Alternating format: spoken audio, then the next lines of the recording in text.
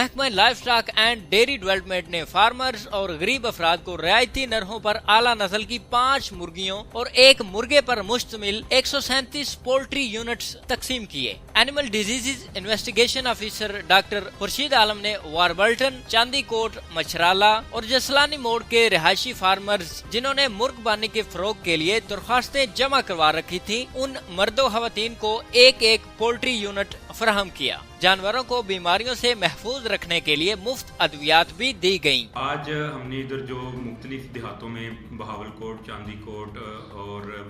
واربٹن میں مرغیوں کی تقسیم جو کی ہے، اس میں ہمیں کلیئرلی سیکٹری لائف سٹاک جناب نسیم صادق صاحب نے انسٹرکشن دی ہے کہ یہ آپ نے جو پور غریب عورتیں ہیں، غریب لوگ ہیں، ان کو ہم نے یہ تقسیم کی ہے تاکہ وہ ان انڈوں کو ان کے انڈوں کو گھروں میں اپنے استعمال کریں اور بیچ کے اپنا گھر کا جو ہے وہ سرکٹ چلا سکیں۔ اور اس میں سب سے بڑی بات یہ ہے کہ اس کی جو اصل قیمت ہے وہ 1300 روپے ہے، لیکن حکومت پنجاب نے جو سبسڈی دی ہے تو سبسڈی ڈسکاؤنٹ نکال کے اب اس کی جو قیمت بنتی ہے وہ 840 روپے ہم نے جو ہے نا 1 یونٹ کے وصول کیے ہیں۔ اور یہ بہت بڑی جو ہے وہ حکومت پنجاب کی کاوش ہے غریب لوگوں کے لیے، تاکہ وہ اس چھوٹے سے بزنس سے اپنے گھر کا